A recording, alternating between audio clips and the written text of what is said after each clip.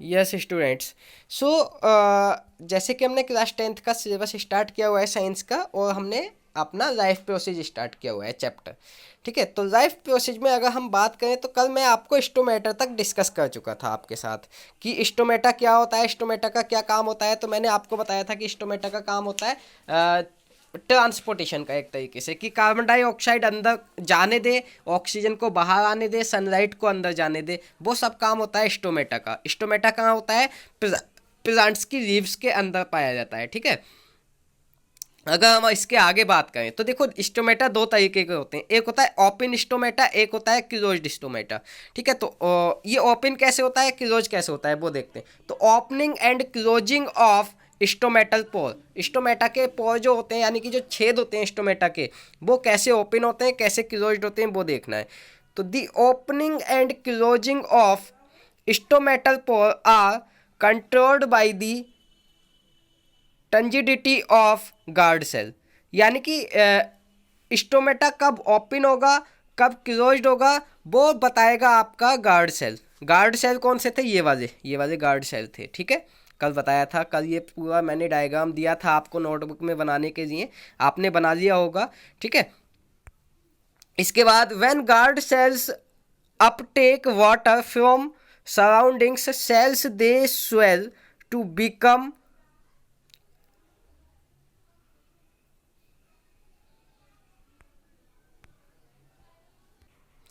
yes, when guard cells uptake water from surrounding cells, they swell to become turgid. देखो जैसे ही आपकी जो guard shell है उसको पानी मिलता है नीचे से, रूट्स ने नीचे ज़मीन में से पानी को एब्जॉर्ब किया, वाटर को उनकी लीव्स तक पहुंचा दिया। जैसे ही वाटर को लीव्स तक पहुंचाया तो लीव्स में क्या है? स्टोमेटा है। स्टोमेटा में क्या है? गार्ड सेल्स हैं। तो वैसे ही गार्ड सेल्स क्या हो जाती हैं? स्वेल अप हो जाती हैं, यानी कि सूज जाती हैं, और सूजने की वजह से वो टर्जिड हो जाती हैं, यानी कि स्टोमेटा आपका ओपन हो जाता है। टर्जिड मतलब इस तरीके की शेप में आ जाती हैं कुछ। ठीक है, तो आपका हो जाता है stomata open. When water is released they become flaccid sinking to close the pore, और जैसे ही आपका वाटर ख़त्म होता है, यानी कि वाटर स्टोमेटल पोर के आसपास जाना बंद होता है, यानी कि वाटर की सप्लाई बंद होती है, रूट्स वाटर को सप्लाई करना बंद करती हैं, तो क्या होता है? ये जो आपकी जो गार्ड सेल्स हैं ये क्या हो जाती हैं? सिंक कर जाती हैं, यानी कि सिकुड़ जाती हैं, और स्टोमेटल आपके बंद हो जाते हैं। देखो ये क्लोज्ड स्टोमेटल है, ये ओपन स्टोमेटल है। देखो यहाँ से देखो, ये जो ओपन पार्ट है ये आपका, यहाँ से कार्बन डाइऑक्साइड, सनलाइट, ऑक्सीजन का एक्सचेंज हो सकता है, लेकिन ये जो है ये अब देखो बंद हो चुका है ये वाला पोर्ट, तो ये यहाँ पर आपका कोई भी एक्सचेंज नहीं होगा। ठीक है, तो ये opening and closing of stomatal पोर आप अपनी नोटबुक में ड्रॉ कर लेना। ठीक है, इनमें कोई डाउट है तो आप मुझे बताइए, नहीं तो आगे चलते हैं। यस, अभी तक हमारा चल रहा था ऑटोट्रॉफिक न्यूट्रिशन। ऑटोट्रॉफिक यहाँ तक अपना हो गया खत्म। ऑटोट्रॉफिक में मैंने आपको बताया था कि ऑटोट्रॉफिक न्यूट्रिशन कुछ वो न्यूट्रिशन होते हैं जिनमें अपना खाना जो है अपने आप बनाया जाता है। The food is prepared by our self. जैसे प्लांट्स होते हैं, प्लांट्स अपना खाना खुद बनाते हैं, तो प्लांट्स में ऑटोट्रॉफिक होता है। अब ऑटोट्रॉफिक में हमने पूरी फोटोसिंथेसिस पढ़ ली थी, उसमें कोई प्रॉब्लम तो नहीं है आपको। ठीक है, इसके बाद अब आता है हेट्रोट्रॉफिक न्यूट्रिशन। कौन सा? Heterotrophic nutrition. हेट्रोट्रॉफिक में क्या है देखते हैं। The mode of nutrition in which an organism takes food from another organism is called heterotrophic nutrition. ऐसा मोड ऑफ न्यूट्रिशन यानी कि इस तरीके का न्यूट्रिशन जिसमें खाना किसी दूसरे ऑर्गेनिज्म से लिया जाए। जैसे हम एनिमल्स हैं, तो एनिमल्स क्या करते हैं? अपना खाना किससे लेते हैं? प्लांट्स पर डिपेंड होते हैं खाने के लिए, न्यूट्रिशन के लिए। तो हम एनिमल्स क्या हैं? हेट्रोट्रॉफिक हैं। क्यों? क्योंकि हम जो हैं वो खाने के लिए दूसरे ऑर्गेनिज्म पर डिपेंड है, यानी कि प्लांट्स पर डिपेंड है। ठीक है, तो हम कहलाते हैं heterotrophic. Heterotrophic organisms have not ability to synthesize their own food. They depend on autotrophic for their food supply directly or indirectly. यानी कि हेट्रोट्रॉफिक ऑर्गेनिज्म जो होते हैं उनके पास ऐसी एबिलिटी नहीं होती कि वो अपना खाना स्वयं बना पाए। जैसे प्लांट्स है, प्लांट्स कार्बन डाइऑक्साइड, सनलाइट वगैरह का यूज करके अपना खाना खुद बना देते हैं by own self. But animals, हम लोग में ये एबिलिटी नहीं है कि अपना खाना खुद बना पाए। ठीक है, तो इसीलिए हम किस पर डिपेंड रहते हैं, ऑटोट्रॉफिक यानी कि ग्रीन प्लांट्स पर डिपेंड रहते हैं, डायरेक्टली और इनडायरेक्टली। ठीक है, एग्जाम्पल दिए हैं हेट्रोट्रॉफिक के, एनिमल्स एंड फंगाई। ठीक है, कोई प्रॉब्लम इसमें? अब अगर इससे आगे बात करें तो heterotrophic nutrition can be further divided into 3 categories. आपकी जो हेट्रोट्रॉफिक जो न्यूट्रिशन है वो फिर से 3 टाइप्स का है। कैसे? पहला है होलोजोइक, होलोजोइक। दूसरा है सेप्रोफाइटिक, सेप्रोफाइटिक, SAPROPHYTIC, सेप्रोफाइटिक। उससे अगला है, थर्ड है पैरासिटिक, पैरासिटिक। तो देखते हैं सबसे पहला होलोजोइक क्या है। तो animal takes in solid food and break down inside the body is known as holozoic. Holozoic nutrition में क्या होता है, आप सॉलिड खाते हैं, सॉलिड फूड को इंटेक करते हैं, यानी कि पूरा का पूरा फूड ऐसे ही खा जाते हैं। फिर उसके बाद आप उसको अंदर डिकम्पोज करते हैं। ठीक है, तो वो क्या कहलाता है, होलोजोइक न्यूट्रिशन। क्या कहलाता है, होलोजोइक न्यूट्रिशन। हम भी होलोजोइक न्यूट्रिशन लेते हैं, अमीबा भी होलोजोइक न्यूट्रिशन लेता है। ठीक है, हम क्या करते हैं, खाने को सॉलिड की फॉर्म में तो लेते हैं, अंदर जाकर के वो डिकम्पोज हो जाता है अपना। इसके बाद सेप्रोफाइटिक। तो सेप्रोफाइटिक में क्या होता है, organism feed on dead and decaying matter. Saprophytic में ऑर्गेनिज्म डेड मैटर पर डिपेंड करते हैं, यानी कि कुछ आपने देखे होंगे कुछ ऐसे बैक्टीरिया होते हैं जो मरे हुए एनिमल को डिकम्पोज कर देते हैं। समझो, मरे हुए एनिमल्स में आप देखते हो मरे हुए मतलब कोई मान लीजिए एक्सीडेंट में, रोड एक्सीडेंट में कोई डॉगी की डेथ हो गई है, तो कुछ टाइम बाद उसकी बॉडी में कीड़े पड़ने लगते हैं। वो क्यों? क्योंकि उसमें जो कीड़े हैं वो अपना फूड नहीं देते हैं उनमें से, यानी कि डेड मैटर में से अपना फूड देते हैं। ठीक है, तो उनको बोलते हैं सेप्रोफाइटिक, यानी कि ऐसे एनिमल्स एंड ऐसे बैक्टीरियाज जो डेड मैटर में से अपना फूड देते हो, यानी कि अपने फूड के लिए डेड मैटर पर डिपेंड करते हो, वो क्या कहलाते हैं, सेप्रोफाइटिक, यानी कि और इसका एग्जाम्पल, सबसे बढ़िया एग्जाम्पल है फंगाई। फंगाई एक ऐसा ऑर्गेनिज्म है जो डेड मैटर से आपका अपना फूड लेता है। ठीक है, यानी कि अगर कोई एनिमल की डेथ हो गई है तो वो उसमें से अपना फूड ले लेगा, वो होता है उसका सबसे बढ़िया एग्जाम्पल है फंगाई। ठीक है, पैरासिटिक। पैरासिटिक में क्या होता है, पैरासिटिक लिव इनसाइड और outside the organism and derive nutrition from it. हाँ, कई बार क्या होता है, आप जिंदा हो, ठीक है, अभी हम अलाइव हैं, हम जिंदा हैं, बट कुछ बैक्टीरियाज या कुछ ऑर्गेनिज्म हमारी बॉडी के अंदर चले जाते हैं और वो बॉडी के अंदर ही ग्रोथ करने लगते हैं अपनी।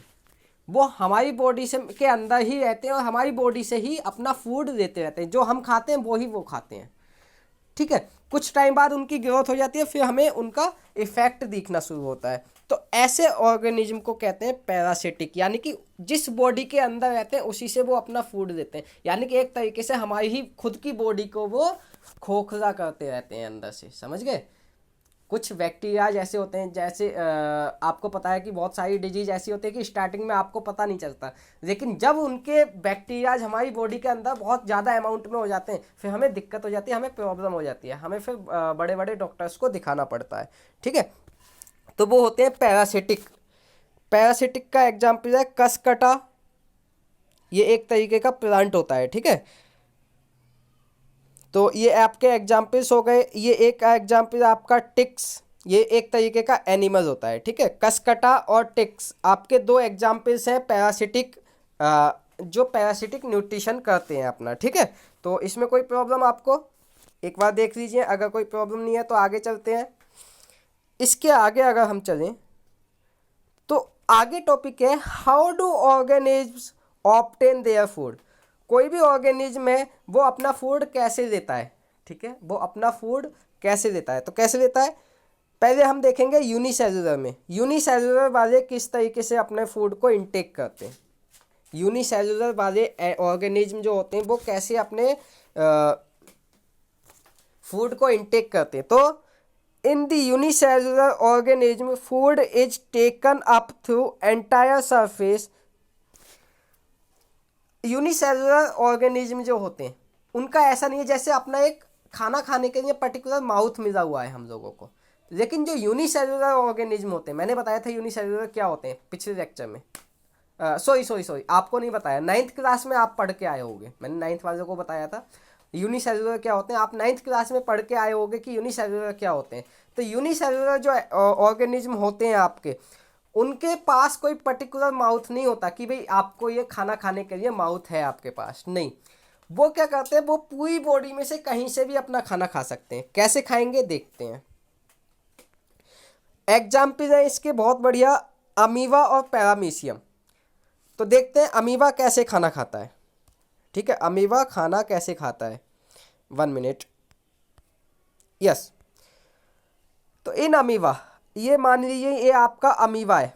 ठीक है, ये इतना जो है ये आपका अमीबा है। अमीबा को कहीं से लगा कि मेरे आसपास फूड है, ये देखो ये फूड है। तो अमीबा क्या करेगा, धीरे धीरे धीरे धीरे फूड के पास जाना शुरू करेगा। ठीक है, क्या लिखा है, extension of pseudopodia.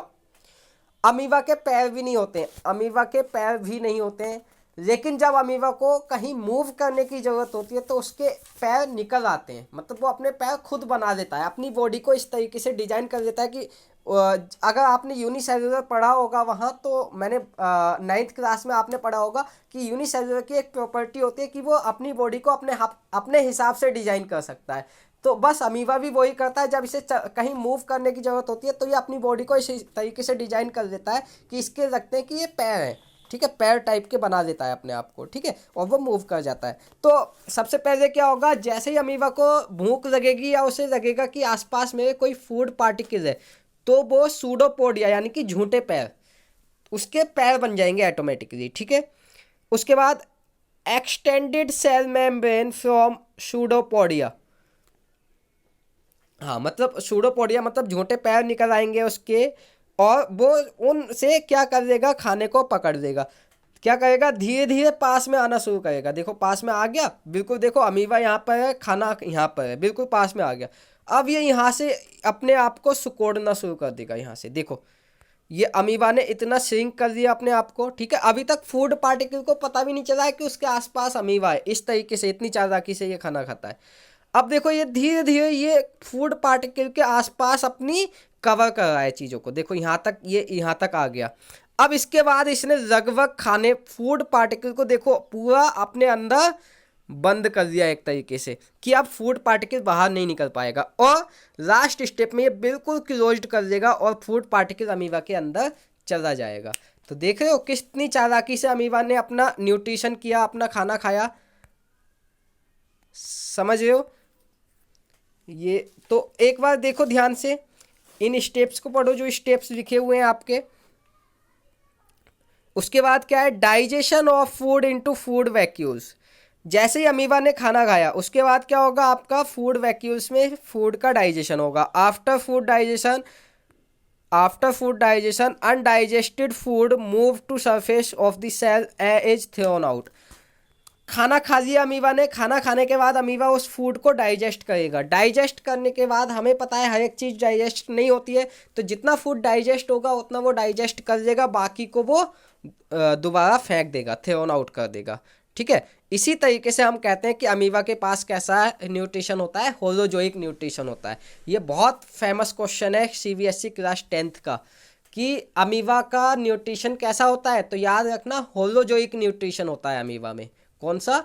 Holozoic nutrition. ठीक है, इसके आगे अगर हम चलें तो इससे आगे पैरामीशियम में हमें दे रखा है कि पैरामीशियम में न्यूट्रिशन कैसा होता है। तो पैरामीशियम का न्यूट्रिशन हम कल डिस्कस करेंगे, बाकी की चीज़ें भी हम कल डिस्कस करेंगे। यहाँ तक अपना सिलेबस हो चुका है, यानी कि अमीबा में मैंने न्यूट्रिशन आपको समझा दिया है। अगर अमीबा के न्यूट्रिशन में आपको कोई डाउट है तो आप मुझसे डिस्कस कर सकते हैं, अदरवाइज हम बाकी की सिलेबस कल डिस्कस करेंगे।